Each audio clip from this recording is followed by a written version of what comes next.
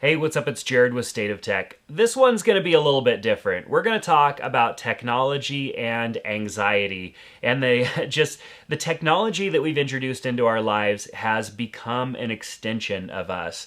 Our iPhones or our Android phones, whatever devices that we use, we rely on them for a lot.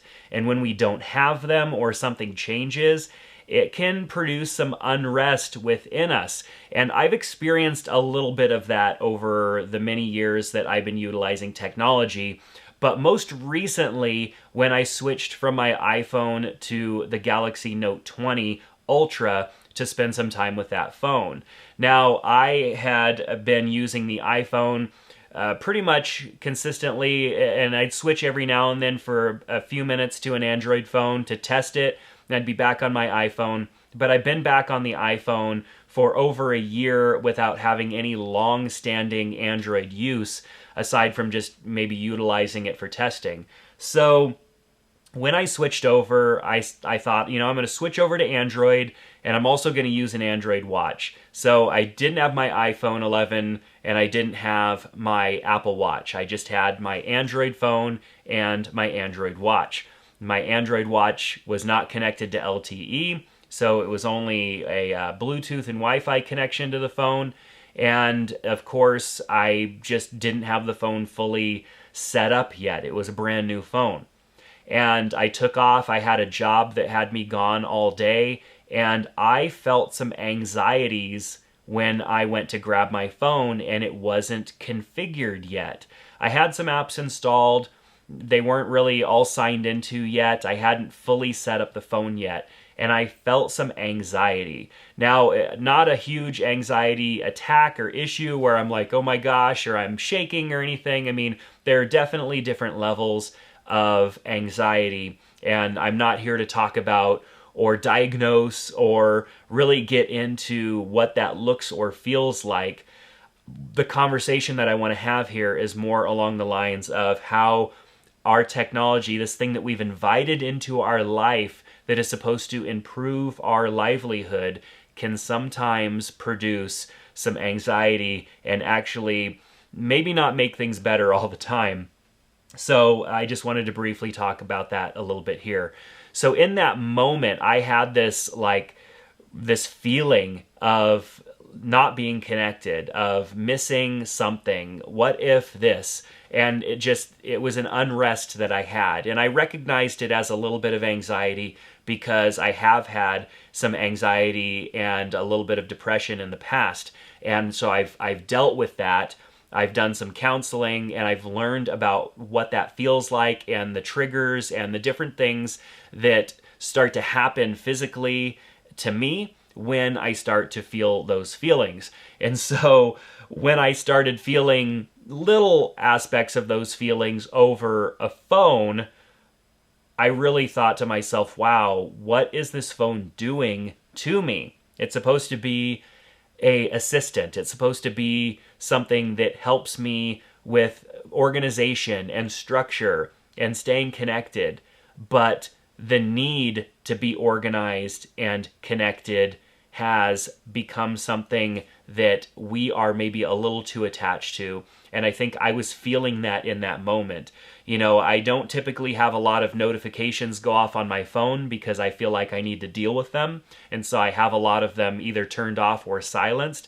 But there are some notifications that I do have on for business reasons and, notifications that if my wife posts or shares something, those ones will show up. But none of that was really configured on my phone yet. And so not having my phone fully configured, I felt uneasy about it, and it was just a weird feeling. So the main issue that I want to tackle here is just the fact that we can easily introduce things into our lives, whether it's technology or anything else that we think is going to improve our quality of life. And it can easily become something that doesn't improve it, that actually makes it worse. And I think technology is something that rides that line.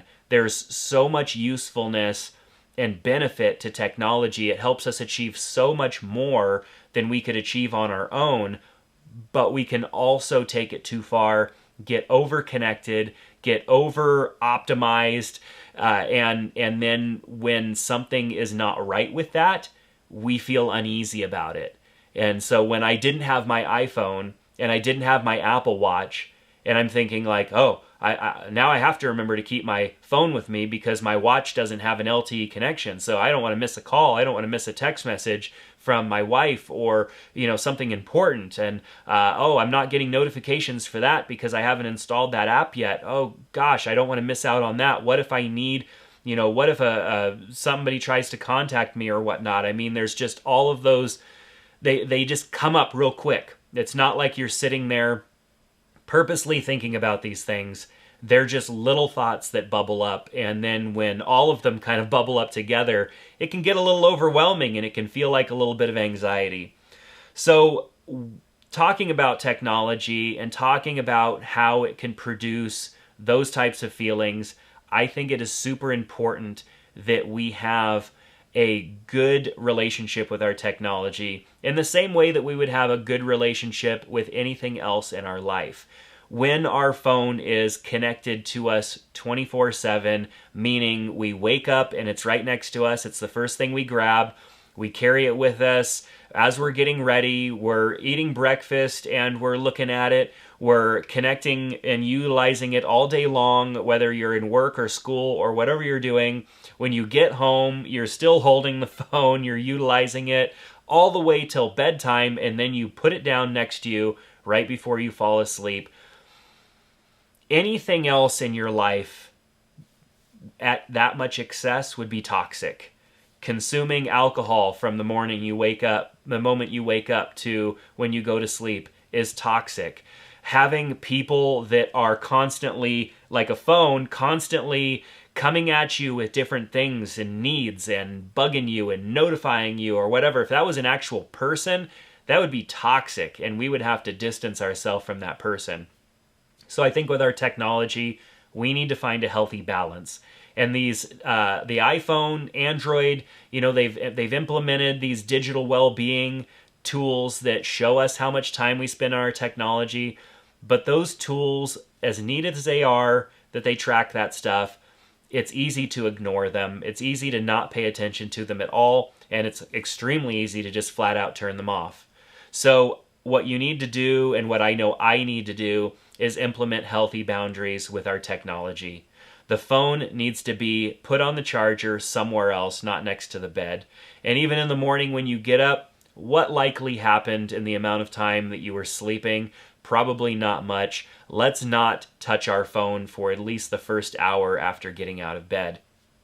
And then throughout the day, let's set our phone off to the distance. When we're meeting with people, when we're sitting face to face, kind of like you and I right now, I need to put my phone out of sight. Not on the table, which I have a bad habit of doing, putting on the table as if I need to grab it for something.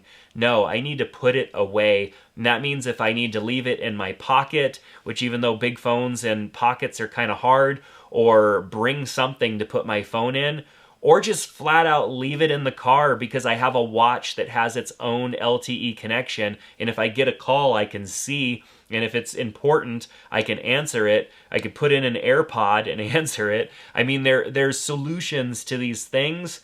We just have to be mindful and think about how we can create a healthy boundary between us and our technology. So I don't want to get into too many details about how you can do that.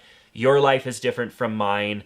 I have 4 kids. I deal with technology all day long as part of what I do, so it takes a lot for me to have those healthy boundaries. And also I want to show my children that I have those healthy boundaries as well, because if all I'm doing is holding a phone all day long and utilizing it and interacting with it more than I interact with them, they're going to want a phone so bad because obviously I want my phone more than I want them, and I need to show them that they're more important than the technology. So with all that said, I don't want to get preachy here.